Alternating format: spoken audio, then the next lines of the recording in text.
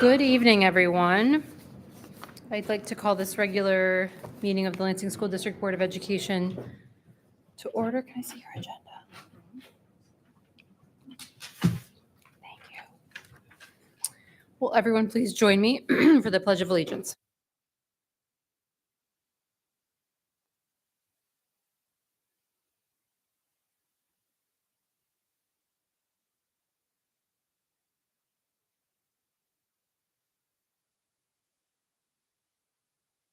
Thank you. Will the clerk please call the roll?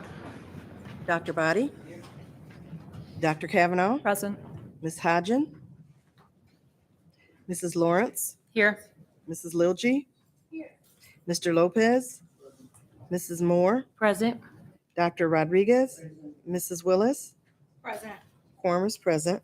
Thank you. Any additions to the agenda this evening?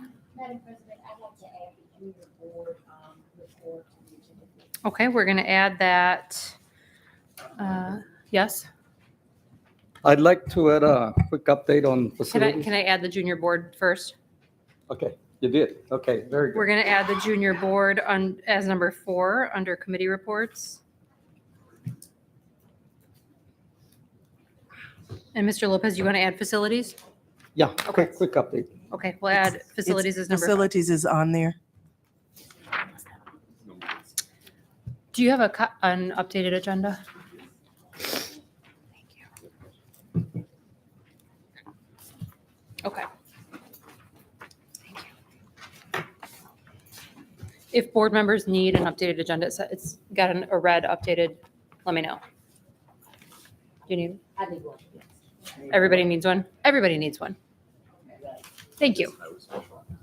Okay, so we've got facilities on there already, and we will add as number 5, junior board.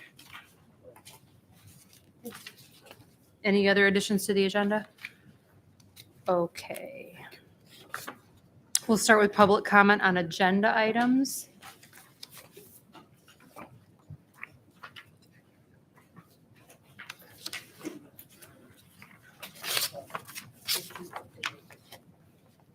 We have no public comment on agenda items, so we will get started with presentations. Up first, we have our friends Steve Piesco and Sherry Blankenship from Maynard Costerison, who complete our audit every year. Welcome back. So nice to see you. Take it away whenever you're ready. Well, thanks for having us. Happy to be here, and pretty much all good news to report. So this makes it easy on us as well. But we spent about an hour going over with management as well as the finance committee a couple weeks ago. So obviously we'll make this short and sweet. And if you have any questions, feel free to chime in whenever you need to. Start with thanking John and Kim and their team and the business office did a fantastic job. They were very well prepared. We've had this report done for several weeks now and filed with the state. So with that, we'll get rolling. And just a quick summary of our firm here. We have about 50 plus dedicated staff to schools. Education is really important to us. We did audit about 115 school districts in the current year, and very active in the school associations with frequently presenting and attending their events and trainings. Getting into the audit, obviously most important here, the auditor's opinion on the top left slide there, unmodified opinion or clean opinion, so that the best opinion the district can receive, similar to what you've received in the past. As far as internal controls, as well as throw in federal compliance in this area as well. Very clean report. Controls are taken very seriously. We had no material weaknesses, no significant deficiencies or findings of any kind on either the financial statement audit or the federal compliance audit. So really, really well done there. We do audit those pretty extensively, and we'll get into that a little bit as we get through the report. The management discussion analysis on the right side there is kind of a 10-page summary of the rest of the 85-page audit report. Just shows your blended student counts, which is, remember, it's a 90% of your fall count and 10% of your previous spring counts blended together. So for 21-22 it was 9,811. And then couple of things affecting next year, factors bearing on the future. For 2023, the 7th and 8th grade graded realignment and moving out of the high schools, as well as the partnership with CATA on transportation for the high school students. And finally, again, exciting, from last year, you passed the new bond for $129.7 million, and you sold about $52 million of that right towards the end of the year. We'll see that in a bit too. On the balance sheet, general fund in the first column there, about $74 million of assets. That's predominantly cash and July and August state aid payments and receivables. Liability side is predominantly accrued salaries and retirement for July and August teacher pays. Ending fund balance about 43.4 million. The second column, you'll see the bond I just mentioned, the new capital projects bond or fund for $58 million. A little bit was spent on some issuance costs, so there's about $58 million still left there in investments at year end, and then about $3.8 million in the 2019 capital projects fund as of June 30. From the statement of revenues and expenditures and changes in fund balance, about $204.4 million of revenues. That's, again, similar to in the past, property taxes, state aid, and federal revenue. We'll see in a bit the federal revenue actually jumped up significantly in the current year with the COVID and ESSER monies that were spent. Total expenditures in the general fund of $174.5 million, leaving net change or increase in fund balance of just under $29 million for the year, and raising your fund balance from $14.4 million to $43.4 million. You'll see that's about 24.88% of expenses, or 21.2% of revenues. So the statewide average is about 20%, so just a little bit higher than that. And you plan on using some of that fund balance in your initial 23 budget as well. So I think it was about 25% of that is from the initial budget. The second column, you'll see the $58 million coming in for the sale of your new bonds. And then the third column, just about $11 million of the 2019 capital projects fund were spent in the current year, leaving you with the $3.8 million. From the notes to the financials, the couple things to highlight here, just want to point out, talked about the bond funds. We do audit those extensively with what's called Section 1351A, which is the bonded construction fund requirements, as well as the voter approved bond language. We test those significantly throughout the audits each year. We also test the sinking fund expenditures extensively for allowable use according with the sinking fund requirements. Then I just wanted to point out your debt millage of about 4.1 is pretty low and relative to a lot of districts around the state that have 7 to 12 mills. That's right. From the capital assets, there was about 18.6 million of additions and 6.4 million of depreciation on those capital assets, giving you a net capital assets net of depreciation of 177.4 million. Obviously, that's your buildings and improvements predominantly. The number continues to grow, obviously, each year as you spend down these bond funds on capital additions. Related to those assets, there's about 164.2 million outstanding of long-term debt. So that tells you you're paying down your debt faster than the assets are depreciating, which is always what we like to see. Those mature between 2023, about 4.6 million will be paid off for one of the bonds, and then the remaining 3 mature between 2041 and 2047. Change in accounting principle, so that there was a new government accounting standard issued this year. If you remember, we mentioned it last year, but you did adopt that standard as you were required to, and that basically accounts for some copier leases where you now have to book those as capital assets of your right to use the copiers and then the related debt associated with the future payments on those copiers. Probably the most important schedule here is the general fund budget to actual. You'll see original budget called for a use of just under $2 million of fund balance. That was amended for the final budget to show a $29.6 million increase in fund balance, predominantly the use of a significant amount of ESSER funds during the 2021-22 year.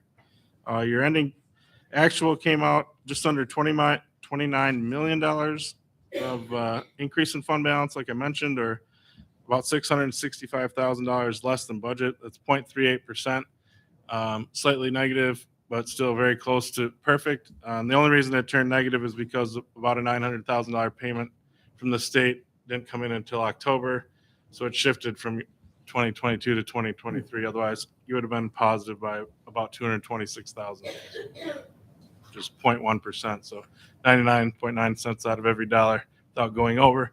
So that's pretty strong budgeting. From the revenue side, just show some charts here.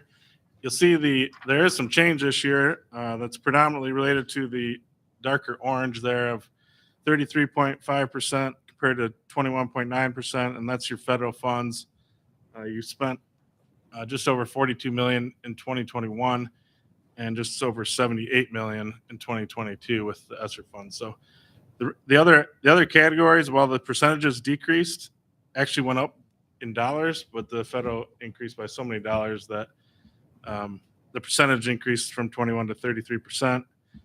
But just to put in perspective, your state aid in 21 was 89 million. It went up to 93 million, even though this percentage of your total dropped by 13%.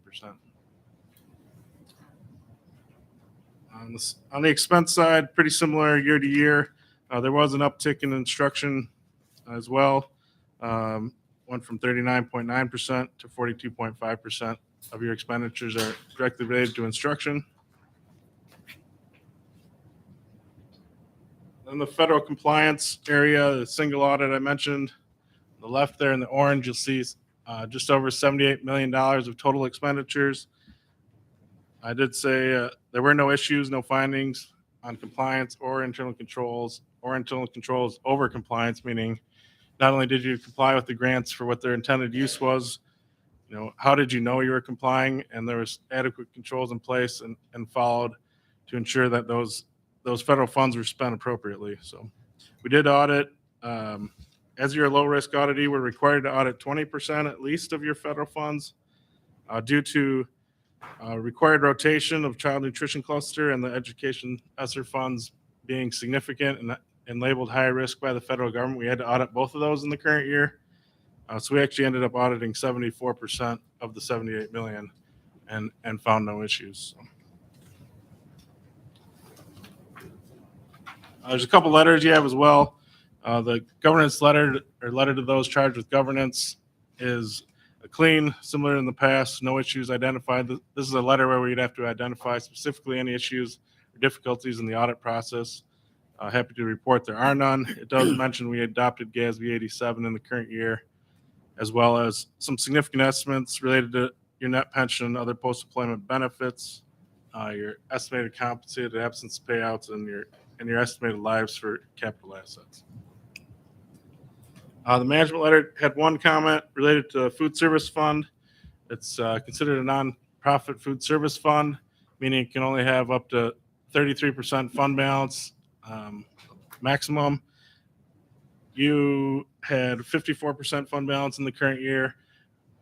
With the increased meals and increased reimbursement rates, out of our 115 schools, I would say 95% of them have this comment this year.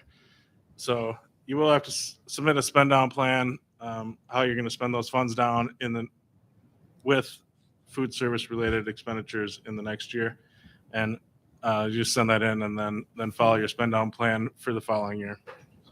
Not a big deal, and it's pretty common across all districts in the state, at least this year. The last thing, just a couple things coming for next year.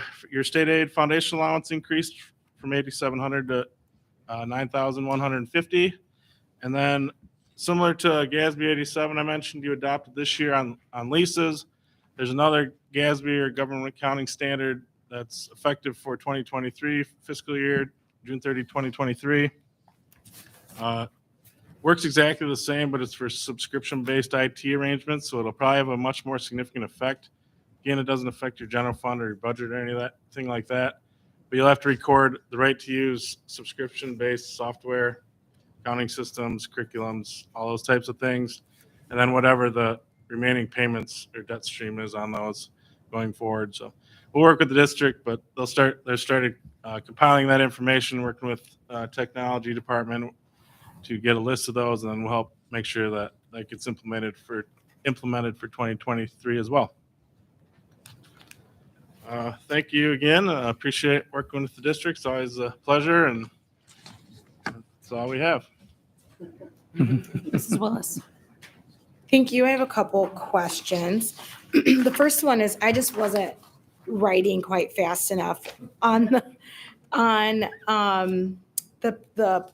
pie chart with the governmental fund revenues, and it has the comparison of 2021 and 2022. So we see that in 2022 we have an increased percentage on the pie chart of our federal revenue of the overall pie. But you said something about even though the percentage changed, the money, the net, can you repeat what you said Yeah. about that? So you can see the federal went from 21.9 to 33.5%, right? Right. That's because it increased 36 million from last year. So it looks like the state went from 53% to 40%, which obviously is a big decrease in percent. But the actual dollars went up from 89 million to 93 million. Okay. And same with the local, actually went up from 43 million to 44 million. So all the pieces of the pie on a dollars perspective went up, but the federal went up so much more that The percentages relative shifted ratio around. change. Perfect. Okay, that's what I was trying to capture. Thank you. Appreciate you repeating that. Second question is, you mentioned that we're a low-risk audit district. What qualifications do we have to have? Does a district have to qualify as a low-risk audit So yeah, district? that means you have had single audits or federal compliance audits at least the last 3 years. And then that you haven't had any material weaknesses related to any of those audits or the testing of the federal compliance over the last 3 years. And what it means is it requires 20% of your expenditures being tested. If you were not low risk, you became high risk, say you had a material weakness of some sort, then you're required to test at least 40%. So significant more time and expense related to it, potentially depending on how the program's rate. This year, the percentage is really high because ESSER is $50 million. So Sure. that's something high, but you take that out of play and go back to your normal routine, it would require 1 or 2 additional programs to be tested in those years in order to get up to that 40%. So Gotcha. it is important to stay clean, but what it really does is show that you take it serious on the control and compliance side. And with $80 million coming through those sources, it is very important.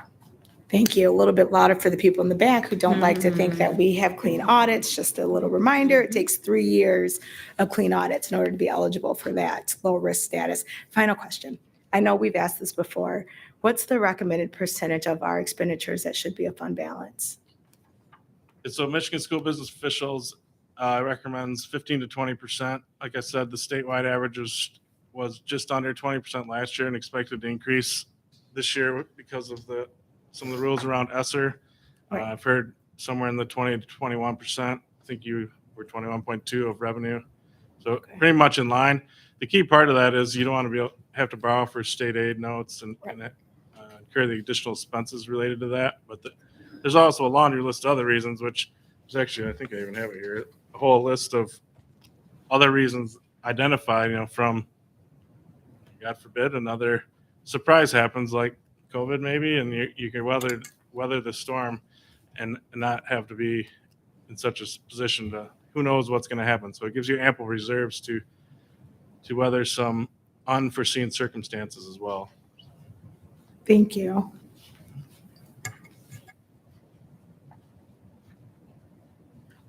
I did have a question. I don't know if it's for you all or for Ben, but I was curious about the developing a spin down plan for 2023. Could you explain what that is and what that plan looks Yeah, sure. And you mean for the food services, right? like? Yeah. So, because we have a little bit of extra money in that food services, we can't keep too much in that bucket. So what we're going to be looking at is maybe buying a new stove or a new refrigerator for one of the cafeterias. One of the things that we've been talking about that I think I've shared is we might possibly create a culinary program for our students. So there's a lot of really nice ideas that we can use. We just have to figure out how much it is and then come up with a plan. And of course, we'll talk to everybody happy about it. But, as you can imagine, we do have some schools that need new stoves and new refrigerators and things like that. So that's what it can go to. It's nice. We're very happy to have that extra money. So Other questions from board members? Thank you very much. Thank you. thank you both. It was really great working with you. Thank you. May I have a motion? It's right on your agenda, guys. Anyone can read it. Dr. Kavanaugh. Dr. Kavanaugh. I move the Board of Education approves 2020.3. What? Manor Coast audit report as presented. It's been moved by Dr. Kavanaugh, supported by Mrs. Moore. Any discussion? Will all those in favor of adoption of the Maynard Costerison annual audit, please signify by saying aye. Any opposed? Motion carries. Thank you so much, guys. Moving on to our report from superintendent this evening, Mr. Schuldiner. Thank you. Good evening, everyone. It's a real pleasure to be here, as always. I think this time I'm going to introduce our monthly guest speaker within my time first, because really, who wants to hear me drone on when they can hear our amazing Director of Health, Sue Wheeler. Again, just as a reminder to everyone, every month, we're trying to do a kind of health update, but really a COVID update. Though it doesn't feel like it is as strong with us as it used to be, it is certainly still with us. It is now endemic rather than a pandemic. But we also are really happy to now have Sue as a Director of Health to start to have conversations about overall health and well-being. But again, the monthly update for COVID. Sue, please take it away. Thank you. It's nice to be back with everyone again, although it makes the month go fast. I'm like, how is it the beginning of November already?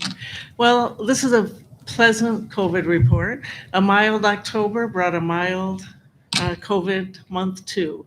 We had a range of 29 to 40 positive cases per week. We had no sports or club outbreaks, very low workplace transmission, and still a higher per capita staff versus student positive. In October, we had 42 staff cases and 88 student cases for a total of 130 cases. This still sounds like a lot, but if you remember back to September, we had 400 cases. So this is a great improvement. The decrease is in line with what we're seeing in the state and the county. Most Michigan counties are now in the low risk category, although if you watch that daily or weekly, you'll see a little bouncing around as the cases come and go. We still do have work to do with vaccination. Only 60% of Ingham County are vaccinated, and only 34% are boosted. So we will be partnering with the Ingham County Health Department again, and we will offer a COVID vaccination event and a flu immunization event in the coming weeks. Unfortunately, we've now entered officially the flu season, and the flu or influenza looks very much like COVID. It's a respiratory virus that causes fever, cough, sore throat, headache, and muscle aches. Sounds like where we've been for the last 2 years. For lay people, there are subtle differences with the onset of symptoms, after you've been exposed, the time of communicability, and the likelihood of severe disease. The CDC does still note that COVID is more likely to cause severe illness that requires hospitalization than the flu. And the annual flu vaccine and the COVID vaccine with the booster is recommended for all eligible people. The prevention strategies for flu and COVID are largely the same. Another respiratory virus that you may have been hearing about and reading about in the paper is RSV, which is sweeping the country at this time. RSV is particularly troublesome for young children. and it may cause severe breathing difficulties requiring hospitalization and intervention. Local hospitals are currently experiencing a rise in admission of RSV cases, and our bigger pediatric centers, for example, in Ann Arbor, are reaching capacity. As a respiratory illness, again, the prevention strategies are largely the same as for COVID and the flu. However, since RSV may present as only cold symptoms in adults, it's best to avoid vulnerable people such as premature infants, very young infants, and anyone with chronic respiratory conditions if you have cold symptoms. All 3 respiratory viruses are not exclusive. You may get any of them, or you can even get all 3 at once. So as we enter the holiday season, the COVID team would like to stress prevention strategies we've all learned and practiced so well, staying home when you're not feeling well, and choosing to gather with family and friends as safely as possible. The CDC reminds us that opening windows, respecting distance, and simple hand washing work wonders to reduce respiratory viral transmission, especially when combined with healthy habits every day. We're thankful for our students and staff who continue to engage with mitigation strategies, with healthy habits, and show their commitment to the health and well-being of our entire school community. I promise I'd be brief. Well, not so fast. Is there a vaccine for RSV? There is not currently a vaccine, but I think we're right on the cusp of a vaccine, and Dr. Body may be able to add to that. They are trying to develop one. There is one that is close, which is actually a vaccine that you give to pregnant moms so that then they can transfer the antibodies to their babies, because it's young babies that are the most vulnerable as far as PICU admissions due to RSV. And so that's actually the one that seems most promising, is we would vaccinate pregnant mothers so that the babies can be prevented or protected that way.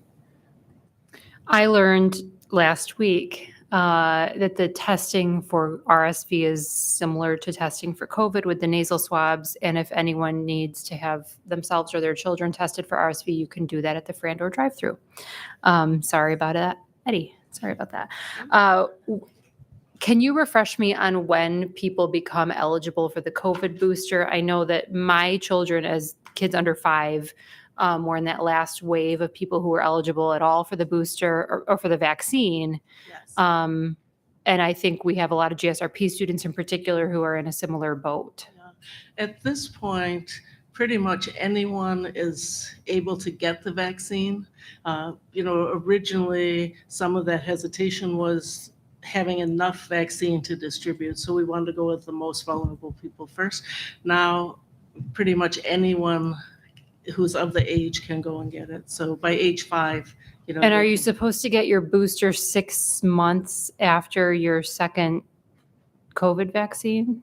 Yes. Okay. Now, we only hesitate because there's some factors that might change. For example, if you have COVID, they might say you need to delay, a little extra time. Or if you develop COVID at the time it would be for your booster, you would wait until you were through the COVID.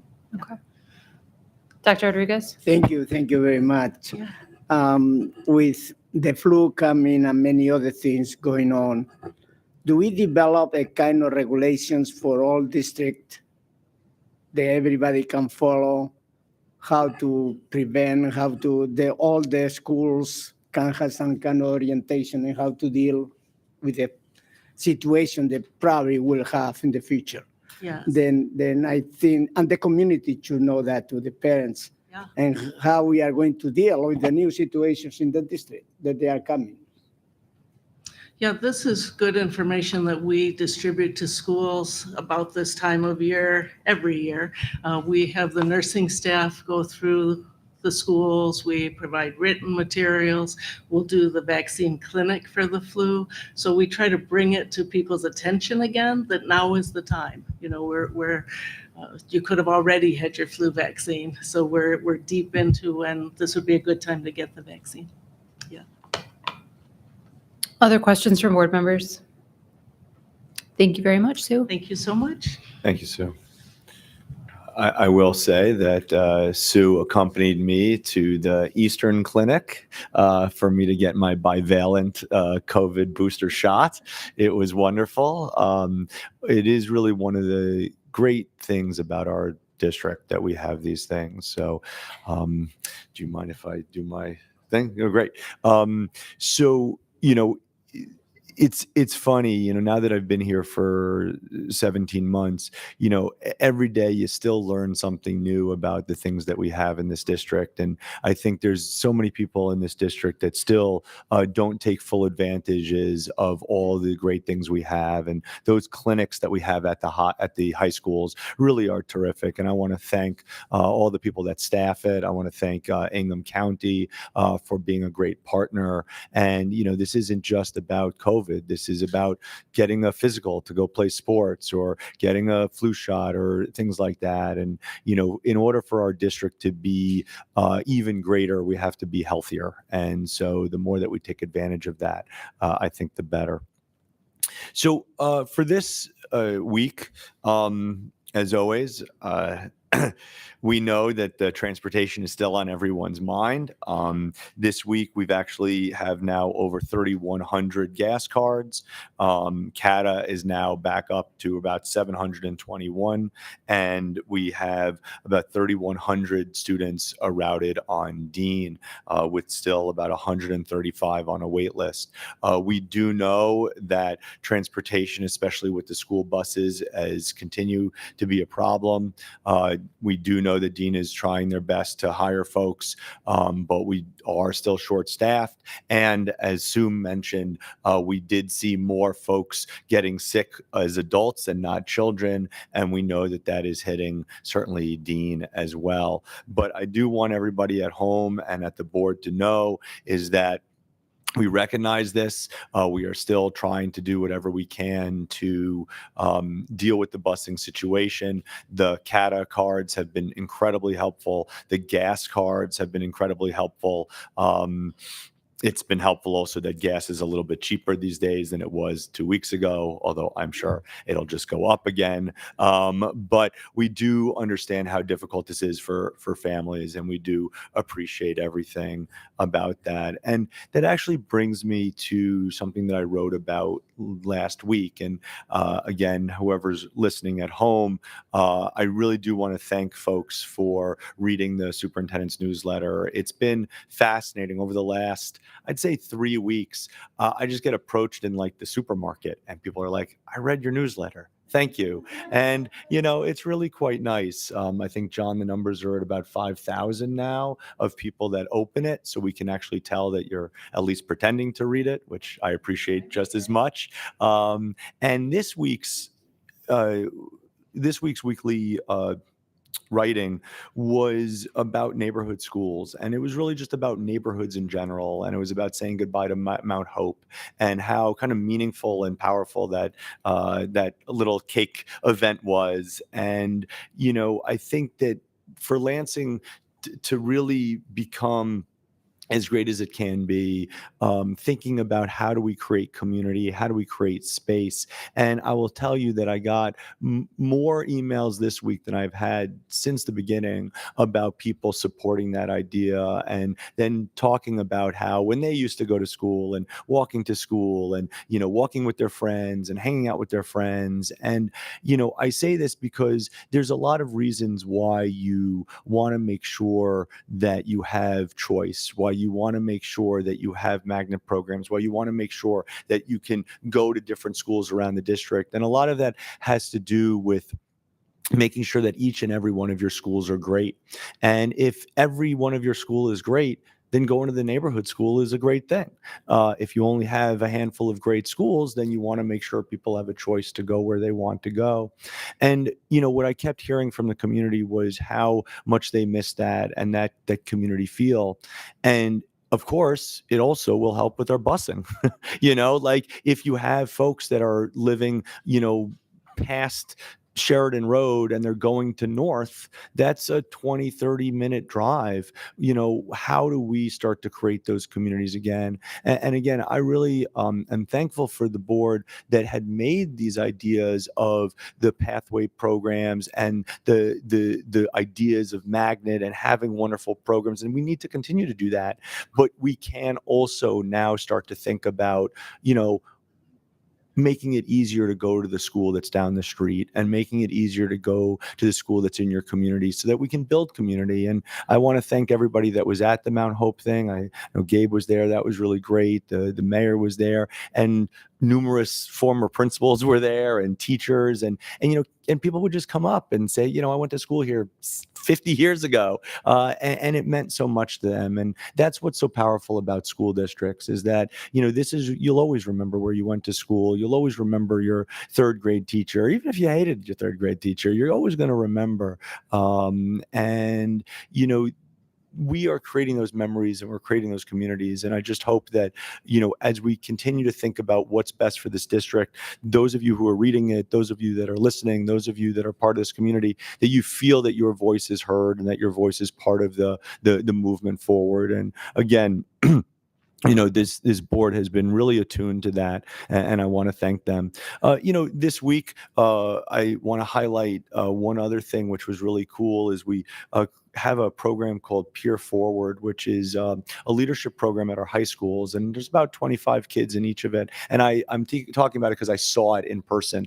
And what's so cool was we had about 25 kids at the Halleck Center that were getting training on how to be peer mentors and how they can help support their classmates to go to college, to get a job, to graduate. And what I think we have to remember is our students are powerful too, and that our students should have voice and our students should have agency, because if we empower our students, not only will they do well, but their friends will do well. And that's another way of thinking about community. How do you bring people together so that they want to support each other? And just seeing the kids and the faculty members and the folks doing the lessons, it really made me very happy. And so I want to thank all the students that were part of Peer Forward, the teachers that were part of Peer Forward, and certainly making these kinds of things. And we're trying to build this stuff up. So I don't have much today that is super pressing. Next week, we're going to have, some good conversations. But I certainly thank the community for being there and being supportive. Thank the board for being there and supportive. And, welcome to November. So with that, I'll turn it back over to the board president. Thank you. Oh, sorry. How could I forget? We have a Did You Know? A great video, actually, that I'm looking forward to seeing because I haven't seen it yet. So, John? To follow up the superintendent's point about Mount Hope, the video you're about to see is about the Mount Hope event that we had on Friday. Just a great turnout. There was at least 200, maybe even up to 400 people there. We didn't count, but there was a lot. And I just want to thank Ron and TC for their media work on this, but also Christina and Katie White for their work on it. Katie was there until about 8:30. The event ended at 7 on Friday, and she was around because so many people were coming to, kind of say their farewells. So here's a video.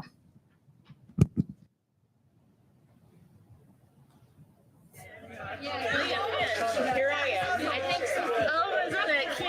I don't know if this is you. Maybe you're up here. Which one is it? Oh, Sherry's here. So I was here for 6 years.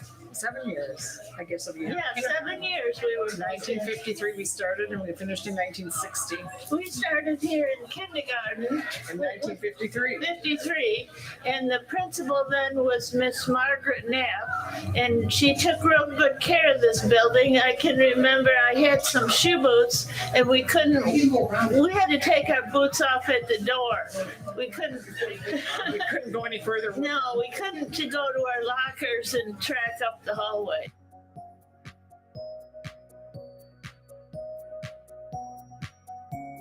So I went to Mount Hope from kindergarten all the way through 5th grade. It was the best experience of my life. I'm really gonna miss it. I used to come back and say hi to all my teachers, and actually a couple of them are here. Mrs. Sheets, Mrs. Nichols, our old principal, Mrs. Reynolds, our lunch lady, and so far that's all I've seen, but we're still in contact, all of us from elementary, all the kids, yeah. So, I mean, we're all over the US, but we all, probably very unique that all of us stayed in the same school from kindergarten all the way through 5th grade, and some of us even to high school. I was the first safety patrol on that Skybridge Skywalk that was built out there. I think I was in 5th grade. I think this was my 2nd grade classroom. So it's just a blast from the past coming back here.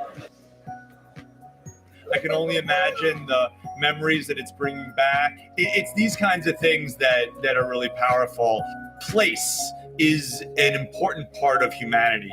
Where you live, where you spend time, it becomes part of your DNA. And I appreciate that there are incredible fond memories here, and that, you know, we want to give the community a chance to relive them, to walk the halls one last time. It's kind of bittersweet, isn't it, to look at this building and to remember all the good times here, but to know that the next chapter is going to be so incredible. And probably 70 or 80 years from now, there will be a similar group getting ready to cut the ribbon on the newest iteration of Mount Hope. So thank you for coming today. Thanks for spending some of your Friday with us. To Ben's point, the door is open. The Lansing School District we need the community. The community needs us. We need the community. Kids like this need strong adults. I don't know what he's doing, but so thanks so much. Please enjoy, have fond memories, and get ready for the next exciting chapter. My son went here for 5 years. My daughter was here for a few years. So I'm like you. I'm walking around, and my wife and I are looking at the classrooms, and we remember everything. Hello, my name is Danielle Bowden, and I'm the new principal of Mount Hope, and I am honored to continue on the legacy and traditions here and looking forward to a bright future. We have very strong teachers. We have loving students who are ready to learn, and it is truly an honor to be in this position and to continue on what we've done for so many years, and I look forward to an awesome future at Mount Hope. So, hello and thank you for coming to tour our school one last time. My name is Robin Moritz. I'm a teacher at Mount Hope. I've only taught at Mount Hope School, and this is my 28th year teaching. So, yes, thanks. I have great pride in saying that. Our reputation included outstanding teachers. Many of them are here tonight. We had high expectations. We had great principals. We had involved families. And of course, numerous trophies from Mathorama, awards in Calvary, high scores on MEEP back in the day, and all the trips to Camp Ebersol. It is with a heavy heart that we say goodbye to our beloved Mount Hope, but we do look forward to a bright future with a brand new building to come. Thank you all for coming.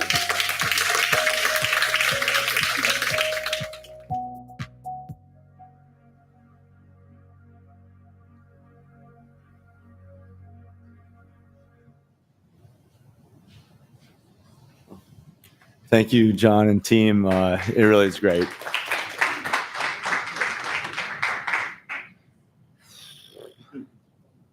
I went to Moores Park Elementary, which is no longer even owned by the district. And my 3rd grade teacher was Joan Veracruzzi, who then became a very good friend of my parents. And she came to my grandma's funeral, and my grandma passed away. I haven't told Ben this, but when I was standing at the podium that day, you could look down a long hallway, and I saw an old man walk in, and he looked, I almost stopped speaking because he looked so much like Jack Davis, who went to Mount Hope. And then after I was done, the mayor talked about how Jack Davis would always talk about how he was such a proud graduate of Mount Hope. And I felt his presence there that day. And it was a really really nice and special event. And you know that I have 6 board meetings left, so I think I'm getting soft in my as my board service terminates. Thank you. Thanks for producing that video. It was really nice, and I'd like you to send it to me so I can. Apparently, Eddie's already seen it. He's watching the board meeting and he's very excited. Hi, buddy. Okay, we can move on to routine matters and old business this evening. First up, we have committee reports. Our facilities committee, Mr. Lopez. Thank you, Madam President. And speaking about Mount Hope, the update I want to bring is that there was a pre-bid meeting on Monday. It was the first, Tuesday, I think it was. And the bid opening is on the 17th, and this is for demolition of Mount Hope, the demo of Mount Hope. So after the staff does all the due diligence, they'll present it to the facilities committee on the 5th of December so that we can either approve it or send it to our board or send it back. But I just want to make that update that things are moving, and the demolition is certainly the first step in making this happen. Thank you. Any questions for Mr. Lopez? Okay, next up we have Personnel Committee, Mrs. Willis. Thank you. So everyone, at your stations this evening, you have a new version of the personnel report that we are piloting. So the content of the new personnel report is the same, it's just in a different format.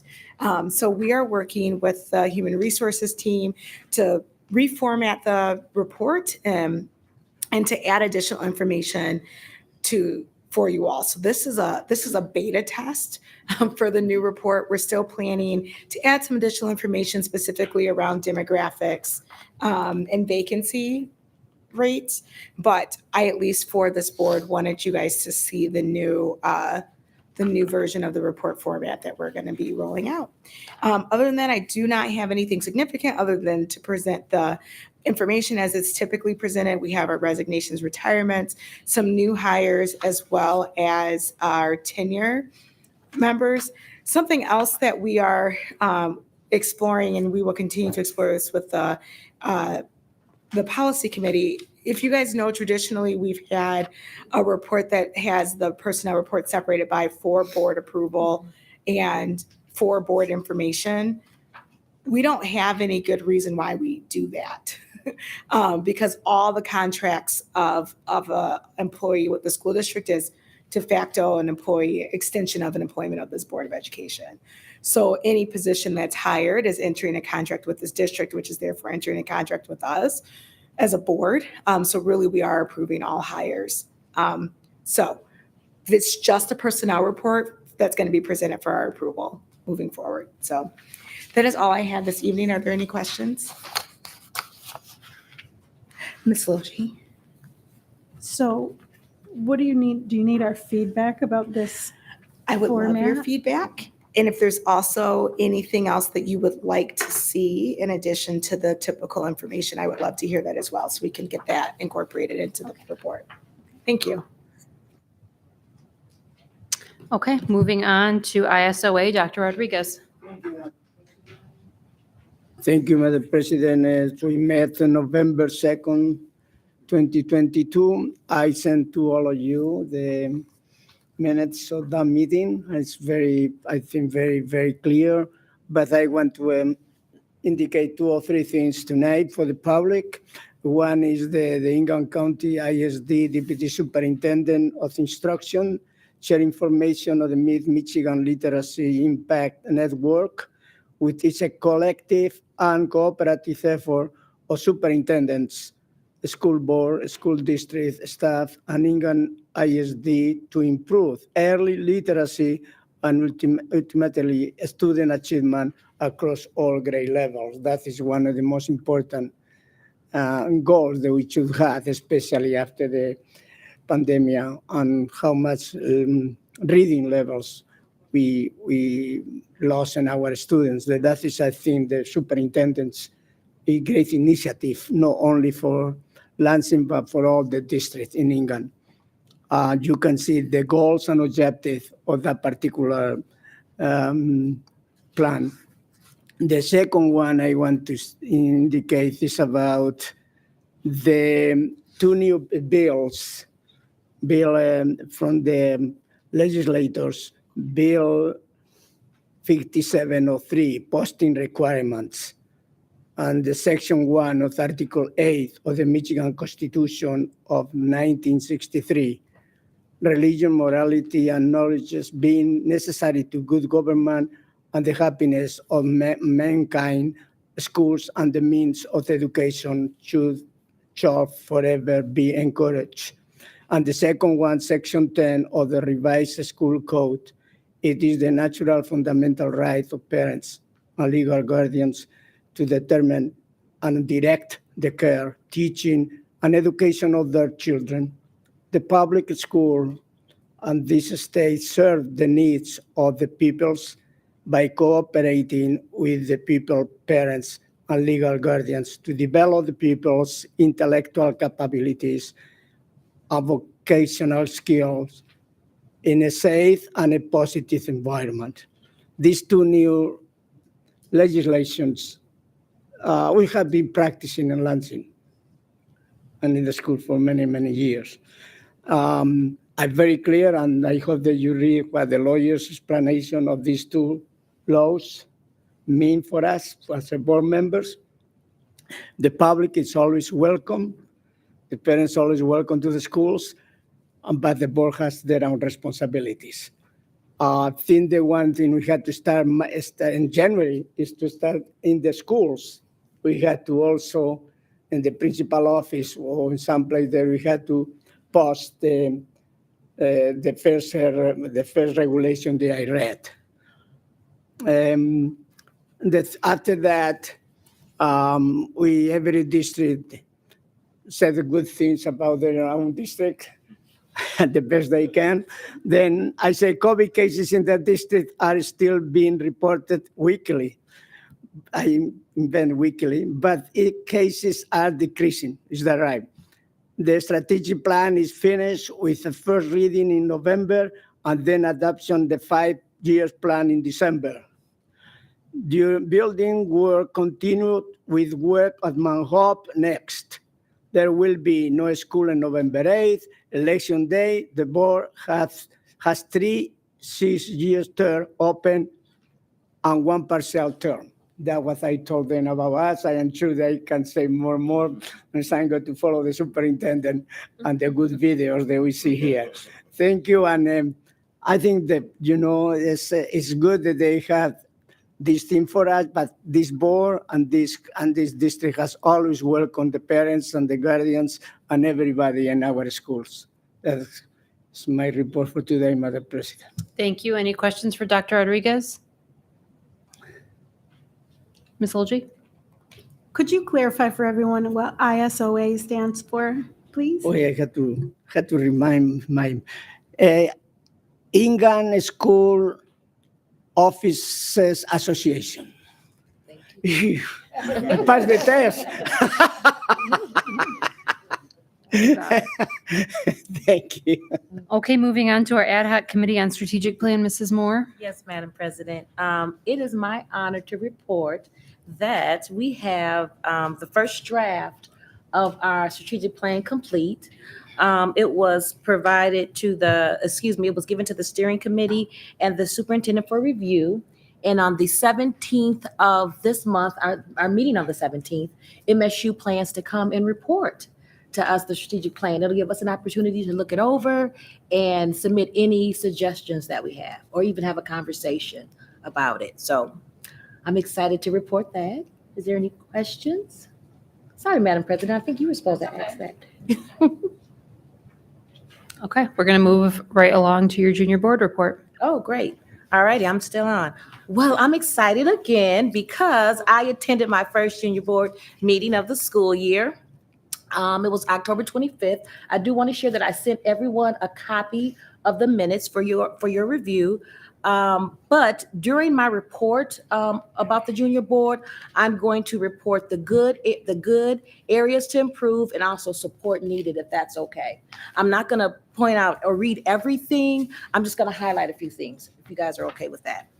So for the good, Eastern Eastern. The boys soccer team made it to to district final, so we want to clap it up for them. I think that's good to report. Yes, thank you very much. We want to always encourage our students. We know that. Everett, the varsity soccer team became a bronze cup champion, so that was a great thing. That was good news on their part. Post Oak, I want to report that they had IB night. It went really well, and they are now a part of the Eastern sports team. So that's good. Yeah. West. No, I'm excited. Yeah. No, I love it. I'm like, yeah, geek me up. No, Wexford. Okay, so they have an I believe that project time is something good that's happening in their school right now. And what project time is, it's on Thursdays and Fridays, where the students have an opportunity to do different things in their classrooms. And I'm reading what they wrote or what they submitted in their report. So what they do is they pick their classroom and who they want to be with, and it's like free time, but it also helps them learn different skills. So that was a plus, and that was reported from Wexford. So Eastern, for areas of improvement, and this was actually noted in most of our schools, Eastern and Everett, I'll say that, and Sexton, more bathrooms being unlocked. That was the areas of improvement. And specifically, Everett said that bathrooms need to be cleaned more. Okay, so we want to take note of that. Post Oak, hygiene product quality, right? So the quality of the project or the products, excuse me. They pointed that out. Can you specify what products you mean? Venom hygiene, I can never say it like the quality of those products. Yeah, I'll say this: tampons. If you're getting cheap tampons or cheap pads, It's my understanding that those are not cheap products and they are organic and good. Well, Should if be you're not very used high to- quality products. if you're not used to organic, Fair enough. I've seen them.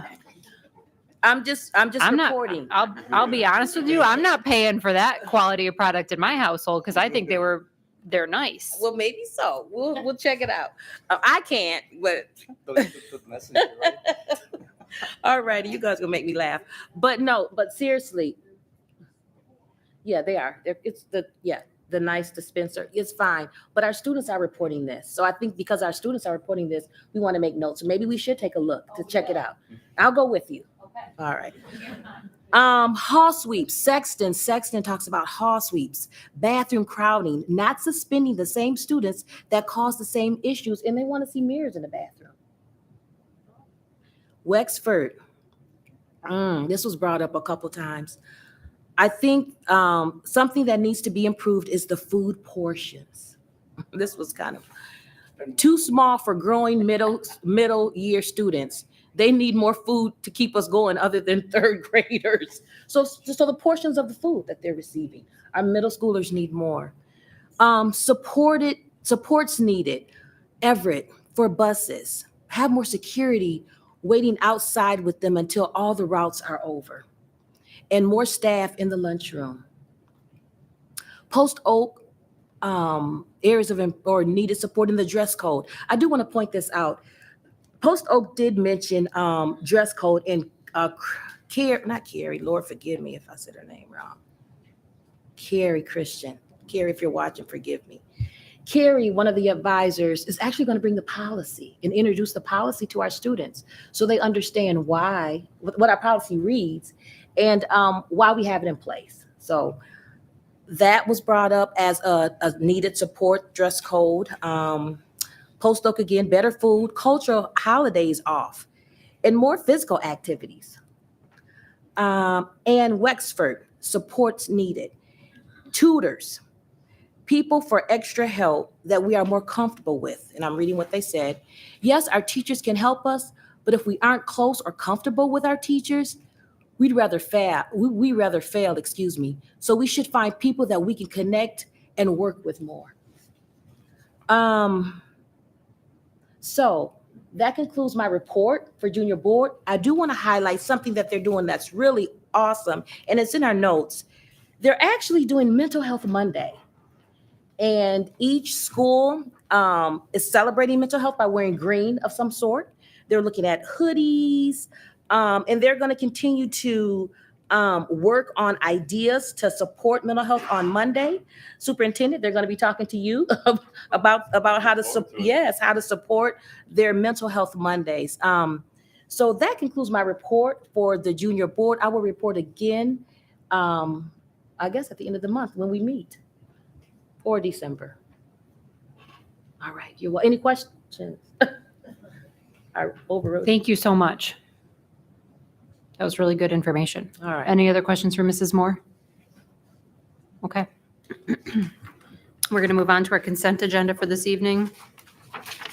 Our consent agenda includes the approval of the October 20th regular board meeting minutes and receipt and approval of the October newly formatted, hot off the press personnel report. May I have a motion?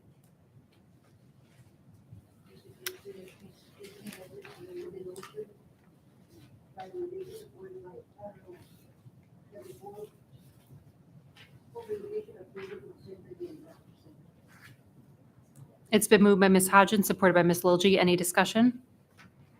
Will all those in favor of the adoption of the consent agenda please signify by saying aye? Aye. Any opposed? Motion passes, and we will move on to our action items for this evening. First up, we have a summer 2023 tax year resolution. May I have a motion? Madam President? Mrs. Willis? I'm not going to do my Shirley impression this year. I move that the Board of Education adopt the summer 2023 tax resolution as presented. It's been moved by Mrs. Willis, supported by Mrs. Moore. Any discussion? Mrs. Lilje? Yep. May I request that Miss Willis please do her Shirley Rogers impression? Sure. This is just a reminder that we are not raising taxes, that we are required each year to pass a resolution to actually collect the taxes. I'm doing my Shirley hands, actually twice a year to actually collect the taxes.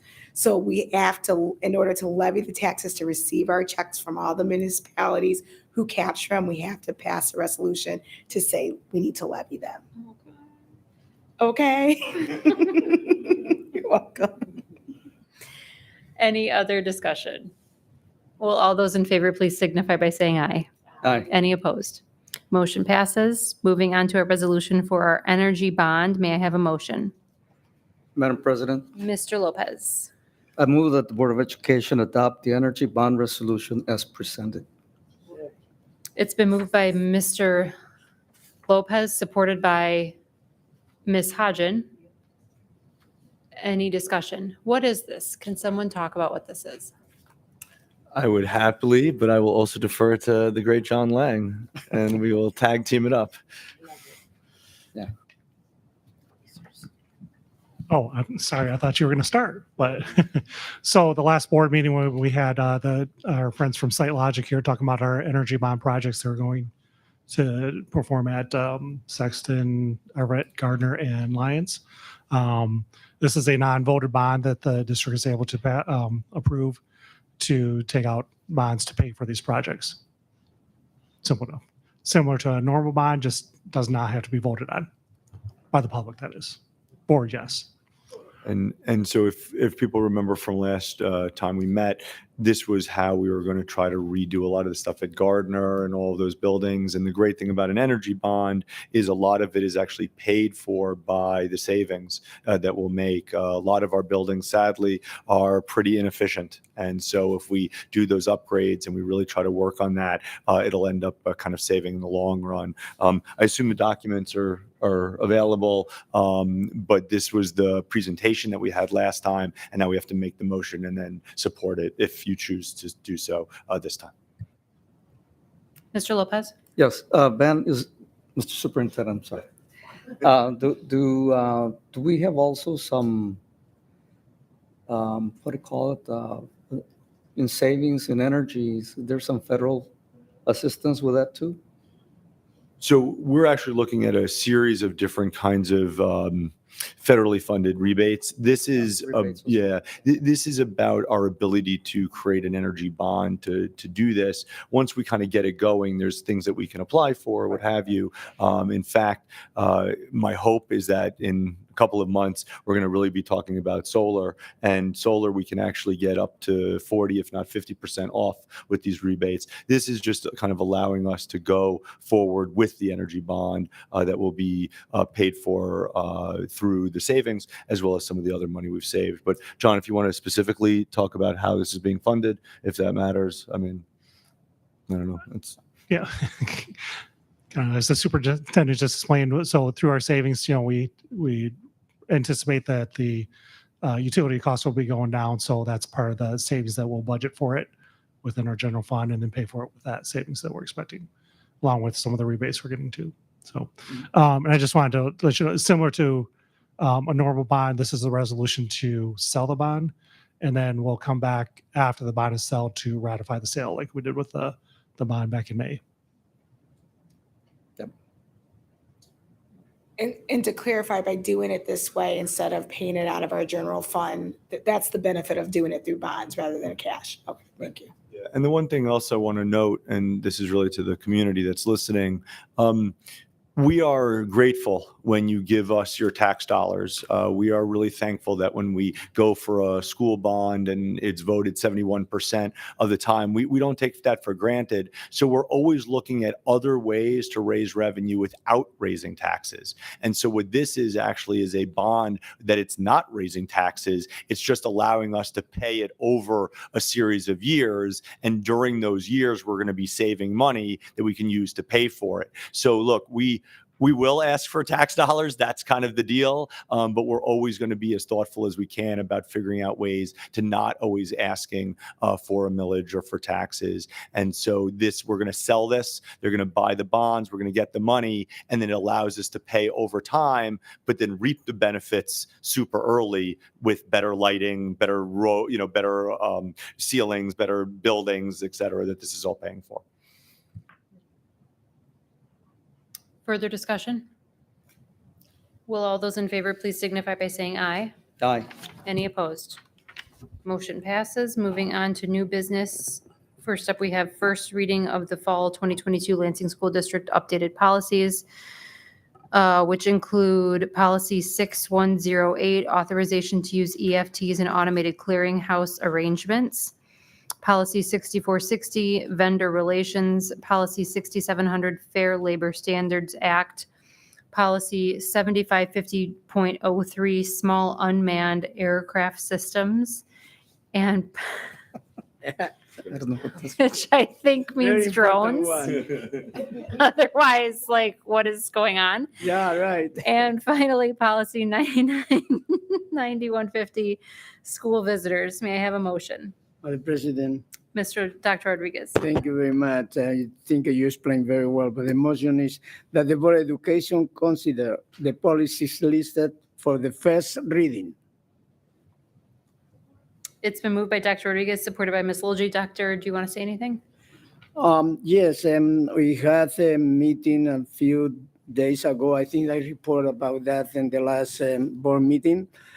We are moving in the policies. This one, the 1755003, is very important in how to use telephone or not telephone and all these things during the testing and all this kind of thing. Please read.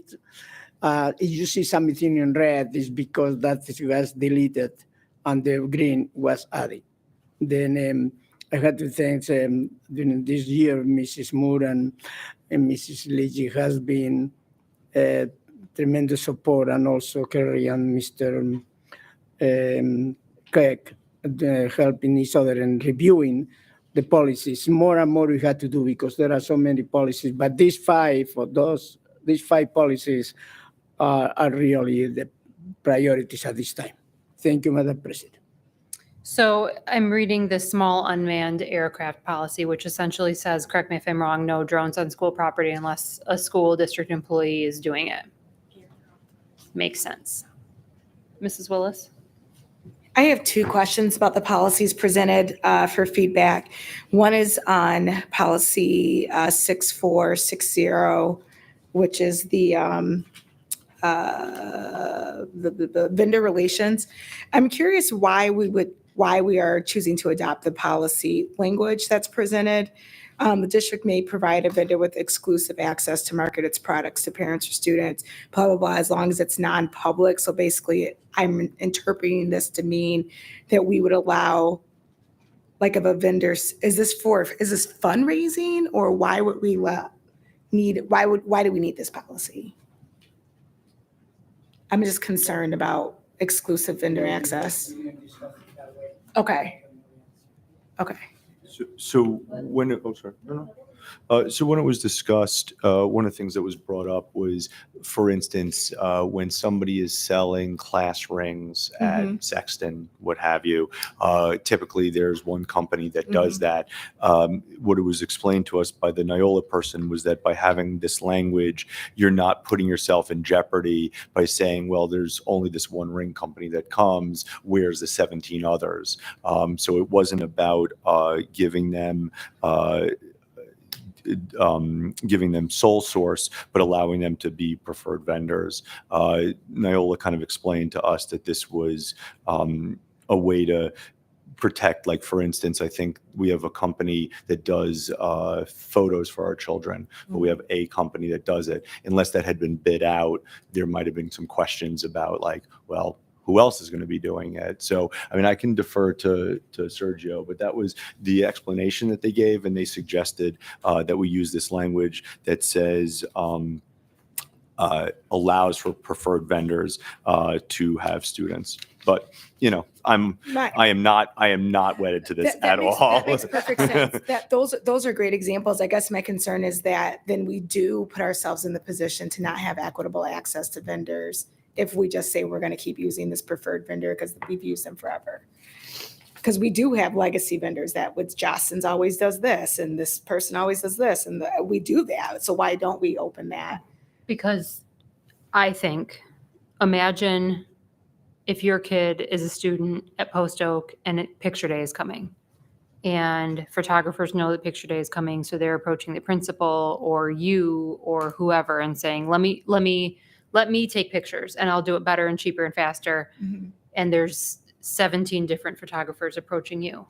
I don't think that we would have to say, once we select someone through a process, they're allowed to be the vendor.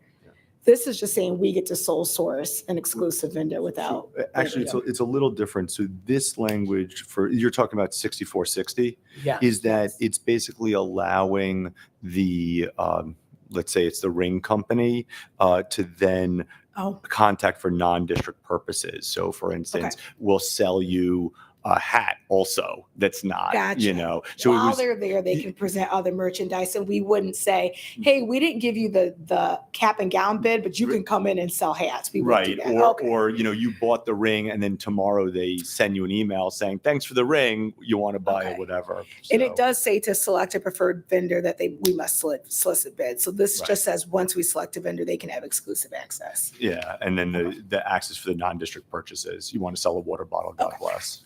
All right. And that is the reason we had the first reading. In case in case that you have some ideas, conversation, I think that is great. Sure. And that is what is our role is, create the policies.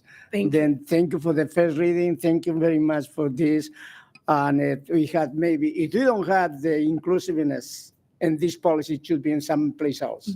But definitely we cannot pass that without thinking in your way. Sure. Thank you very much. Thank you. And I have a second question on policy 9150 about allowing individuals who are registered sex offenders into schools under certain circumstances.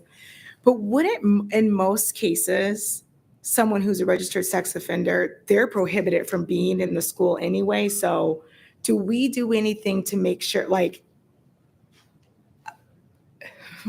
if someone's a registered sex offender, then I want them to come back and say, but the school told me I could come, but your probation officer said you couldn't come. So are we doing something to make sure that that's addressed because I'm just concerned about that. Yeah, no, I mean, thank you. So yes, we are all very concerned about that. Yeah. As far as I understand, and as it was explained to us by Niola, they've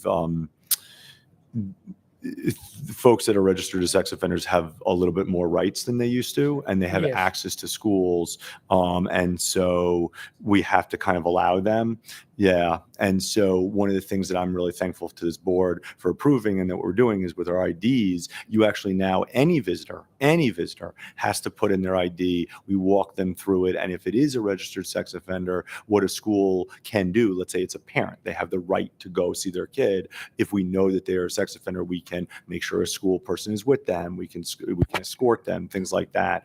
But yeah, as far as I can get back more detail, but they have changed the laws so that folks have more rights to visit schools. So something I would like to see in the regs potentially, or maybe even in this policy, is some consistency around what are those conditions what are those conditions and what does that look like, right? So I don't want school A to say, well, we like them, so we just let them walk through the halls, and school B say, no, this person's always escorted, right? So like, I want that to be a consistent process if we're going to have conditions. Absolutely. Thank you. Yeah. And Rachel, I think there could be a situation where the person is a registered sex offender, no longer on probation. Right. So they don't have those restrictions. Okay. I'm just Well, kind of and thinking through this. And to the superintendent's point, there's now like varying degrees, and so what was remanded at their sentence. But then I guess if they're registered, then they're probably at the most severe end of the degree, because you can have a criminal sexual conduct offense without having to register. So it just depends. Your day job must be really interesting. Madam President. Social worker. Mr. Lopez? Yep. So the policy is here, and we adopted, that'll be the policy in the second reading. So then the second step is administration will draft the, the rules, regulations to the policy. Now, we've discussed this before, and some board members felt that we'd never see those regulations that go to the policy.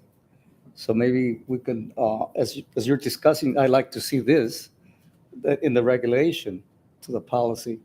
I think at some point in time, we need to review those regulations of policies that we adopt so that we know how they're being treated, how they're being dispensed, et cetera. And one thing I want to make note, and Sergio, I'll certainly defer to you, but when we were in the meeting with the Niola representative, one of the things that's a big change, you can see the red that's struck and then the green that's not, is the original language was parents, guardians, and it was about your child. This new language, which is being asked of us by the new protocols, it's individuals to participate in. So it could be an aunt, it could be an uncle, it's possible to go to a basketball game, things like that. And so we as a school district still have the right to impose rules governing, but we have to allow more people onto the campus. They have more rights now. And so I think the point that the board's making, which is very strong, is maybe we'll work on some underneath policies as to what this means in practicality so that all of our schools will be on the same page. So we're treating everybody equally. It's well pointed out. Dr. Rodriguez? Yes, but at the same time, one more time, the board is the one who decides who is going here. That you have adding whatever you think it should be here, please, before we approve them, bring them back and we go over. It's not my policies, it's 9 people policies. Then thank you. And I think that is the way we should be doing. The dialogue will bring us to the best policies that we can have in the district. Thank you very much. Other questions for Dr. Rodriguez? Will all those in favor of considering the policies listed read for the first time, please signify by saying aye. Aye. Any opposed? Thank you. We're going to move on to public comment on non-agenda items. I will invite William Lacey to the podium first. Thank you. Mr. Lacy, you have 3 minutes within which to make your public comment. The board does not typically respond to public comment. You can go ahead whenever you're ready. Yeah, I'm aware. I would like to have this passed out later. Okay. Yeah, I go by Bill. It's spelled Lacy. I'm a retired special ed teacher. I have the emotionally impaired master's degree. I have a learning disabilities endorsement. On top of that, I'd like to return to education. Got a lot of energy. My health's been great. And I've been really selective at positions I'm looking at. I would much rather work with a couple of positions in Lansing. I don't want to drive 30, 40, 50 miles when there's something that looks good that is very close. There were a couple of positions that I focused on during a job fair. Had an instant job fair interview on the 13th at Wexford. Went well. I had not put applications in. I got applications in for 9 positions on the July 21st or 24th, and nothing since. I've been selective on the positions that I've applied for. Credentials are current, and I have not been contacted for an interview. I don't know why. If there is no legitimate reason I can think of, and if I would greatly appreciate it if someone from the school district would give me some type of reason. It could be some incorrect information, but I just can't imagine why I was not called in for a couple of positions I've got a great deal of experience with. It's in the resume, talking position 538 was listed as a high school special ed specialist. I had done a year with the district, half-time. I did all compliance review for secondary special education students, maintained duplicate sets of files in the building. This was just before budget cuts, and it hit real hard 2 years in a row. And I noticed just kind of a significant difference in the general atmosphere of the district.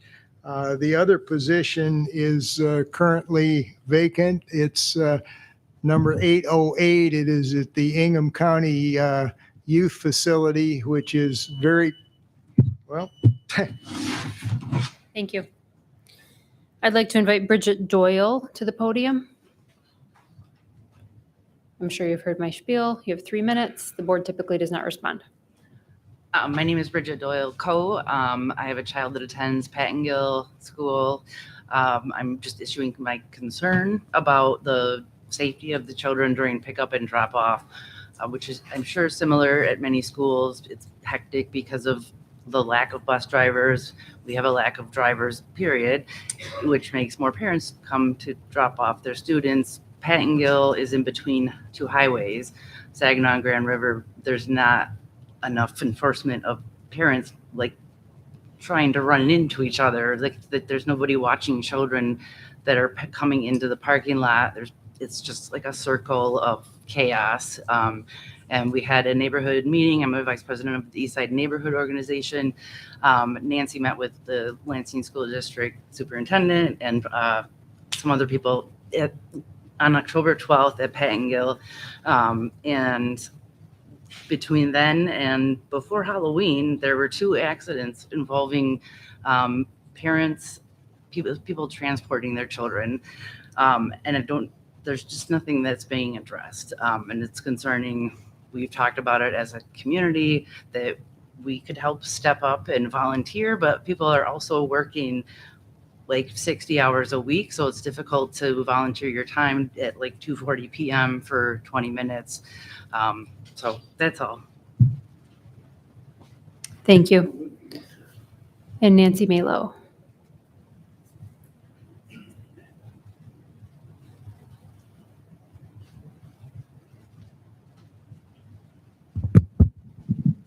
Good evening.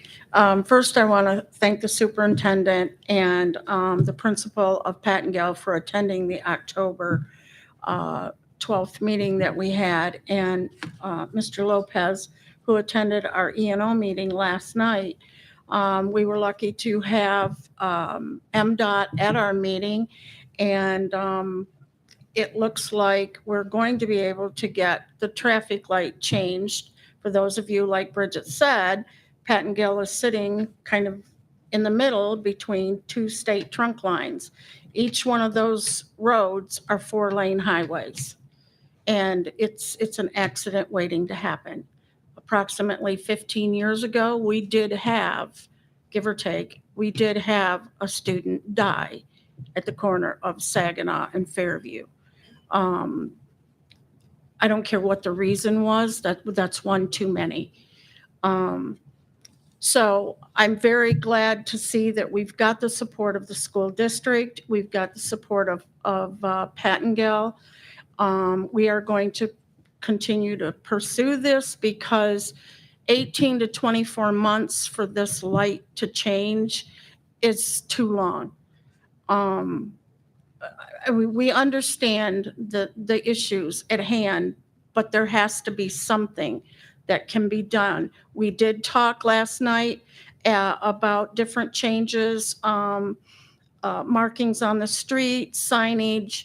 I did get an email earlier that talked about possibly making Fairview a one-way during certain times, because they do that, I believe, at Post Oak.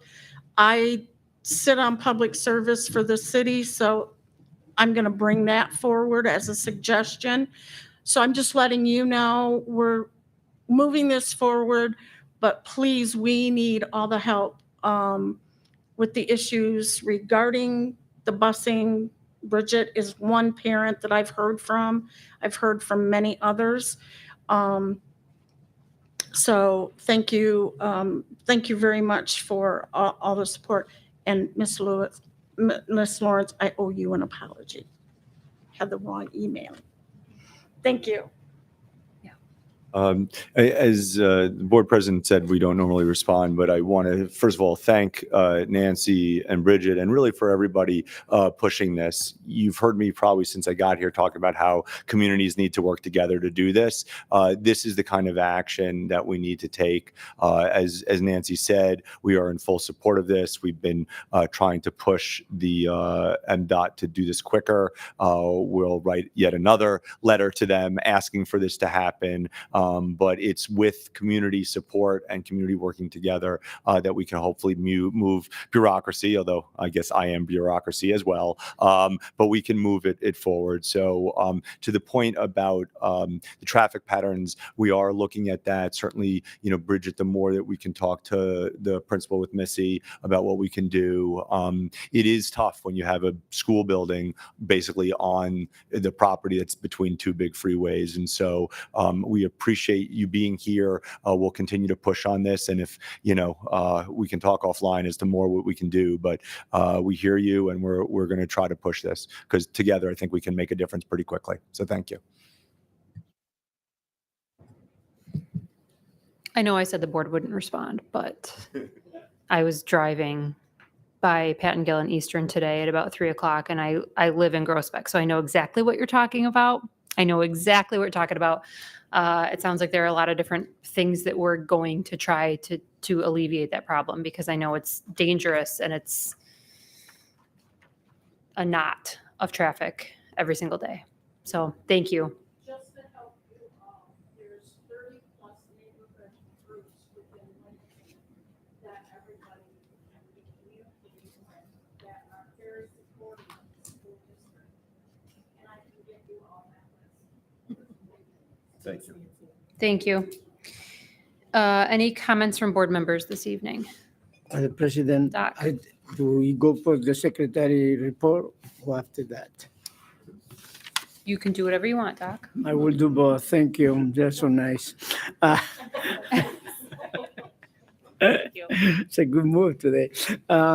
Tuesday, November 8th is election day. Our schools are using for the citizens to exercise the right to vote. Then I hope a lot of people will visit our schools. Thursday, November 3rd, 2022, regular board meeting at 6 p.m. Oh, that is today, right? I don't know if we have it. Thursday, November 10, information study session at 6 p.m., Sexton High School cafeteria. Sexton High School cafeteria, November 10. On Thursday, November 17, 2022, regular board meeting, Shirley Rogers Administration Building, Georgia Brown Boardroom. Thank you. Then conclude there. So make sure parents remember that election day is the 8th and there's also no school that day. Don't come to school that day, except to vote. Doc?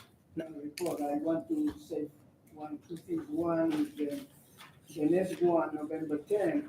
The next one meeting of the board will be November 10 in the Sexton High School cafeteria. When we asked him to go to the schools, we also wanted to visit the school. And I remember the principal at Pattengill took us around. We visited the computer classroom. We visited the cafeteria. We visited the library. But in Everett, we didn't have anybody. Then I would like to, and the reason is because we did so many changes in the school properties and all, and we want, I think we want to see it at least once. I would be happy to give you a tour of Sexton High School. Then I If you will would follow like. you all over. I'll take you to Don't the worry pool, wherever you want, fourth I- floor. I think that I know the schools very well, but this is not the purpose of that. The purpose is to know what is going on today. Then I can follow, but I want to see exactly what they can tell. I want to see what is going on today. I was there when my daughter was there, almost every month. Then, but I want to see the future. I gotcha. The past for me doesn't count too much. I want to see the future. Didn't you just write a memoir? That is different story. It's done. It's done. It's translating too. It's in both English and Spanish. Then that is one. The second, I want to thank the superintendent and the people who work in the policies and the comments tonight. Usually for the last few years, we don't even read the policies more than one time and we approve it. And today we went over there. And that is critical and a significant, meaningful criteria how to approve a policy. Then thank you very much for that. And I hope we continue doing that, not only policies, but in everything, because that improves our method, our business, our way to do business for the education of our kids. Thank you, Madam President. Mrs. Moore? I did have a comment. I wanted to thank the board for allowing me to attend the MASB conference in Traverse City. I learned so much and I was able to connect with trustees that I met last year, and we shared our war wounds, and also we celebrated what our boards are doing. And I just want to thank everybody. I did see you, but you were in a zone and I was in a zone. So I didn't say hello, but I would love to share at some time what I've learned. I think that I went to a session on board operations, and I think that it would be very beneficial for us to look at how, oh, bless you. It'll be very beneficial for us to look at our operations, especially with having new elected officials coming into our space. So thanks again. I appreciate you all so much, and I learned so much. And that's it. Doc?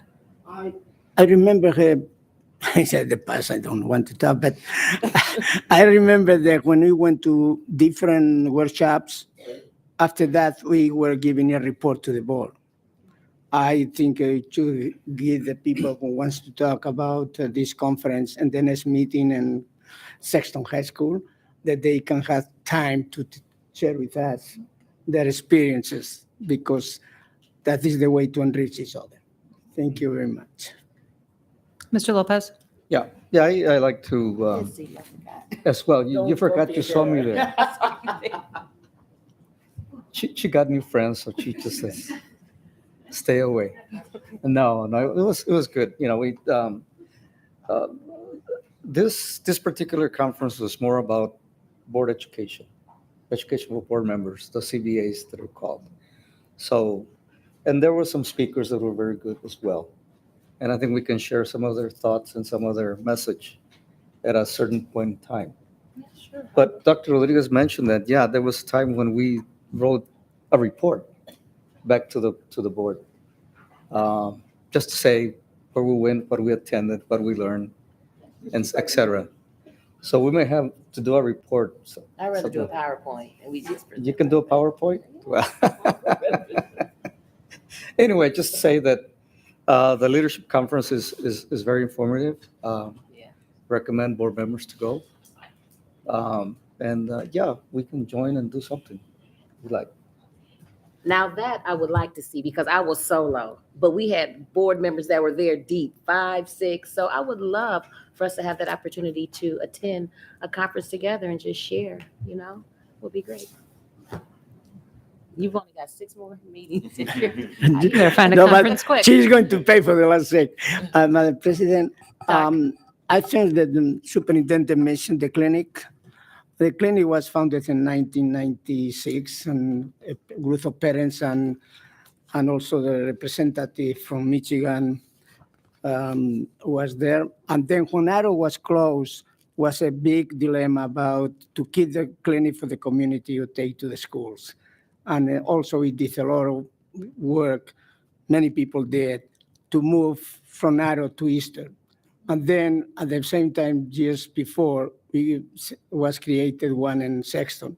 But doesn't mean now with the new director of health is coming to Ingham County. I think it should open the door to see if we can create another clinic and Lansing High School. Yeah, I don't know if you ever had one or not, but I think we should be working to see if you can open a clinic and maybe redefine some of the objectives of the clinic, because things and the students change and the necessities and laws change, and maybe to revisit with them what the needs of our students are to use the clinic. That is the COVID, and after the COVID, that the clinic has a mission maybe different today than they had a few years ago. Thank you, Madam President. Mrs. Willis? Okay. Anyone else? Dr. Abadi? Thank you. I apologize if I don't know this already. My comment is a question. Does the school district have any resources for families who, as the weather changes, might be struggling to figure out how they're going to afford winter clothes for their children? And if we do, what do we do? Yes, so thank you for bringing that up. Depending on the need and the severity of need, the district has a series of programs. One is called FORT, which actually helps support families in need with clothing, high hygiene equipment, sneakers, all that you can say. But we also have other relationships with other nonprofits that we're able to do coats. And in fact, I will give a big shout out to the teachers union. It's unclear if I'm going to do the No Shave November. Yes, this is about 5 days, so we'll see what happens. But that they actually do a big coat drive and help support. But what I'll say publicly to anybody listening, if you are a family in need, please feel free to contact the school district directly. We have a myriad of services at our disposal to support you. And it goes everything from the FORT program to just individual relationships we have. So, and I'm happy to try to publicize that, John, through communications as well. And I certainly want to turn to Cordelia, who could probably give a lot more information about FORT as well as some other programs.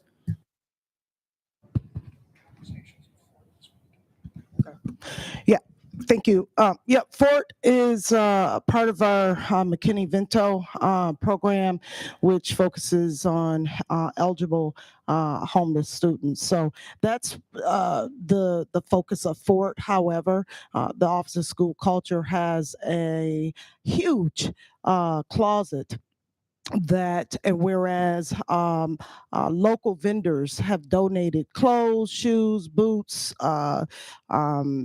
towels, hygiene product, from hair, from your head to your toe, I guess I would say. But gloves, socks, boots. We also work in collaboration with Old Newsboys. We send that information out. It's seasonal, where they are assisting families with boots, gloves, hats, and coats. Meyer is has been over the years has been a partner of ours. So they run a lot of drives, and then they'll donate a lot of that clothing to us, as well as other vendors. We also work with child and family charities. We partner with them, who assist us with Meyer cards, gift cards that are provided to families who are in need of various regardless of what it is, if it's groceries, right? We take care of families. We've worked with Sodexo also to provide food that's needed by families, as well as we run our own in-house district drives to assist families with various items and things that they would need. So, and I would also want to say that our schools have closed closets and items that are donated to assist with whatever the items might be. Again, clothes, shoes, hats, coats, boots, etc. I would like to point out that in regards to the Fort program, we've already handed out about 300 coats, boots, shoes, towels, duffel bags already this year. Our kids are ready to go.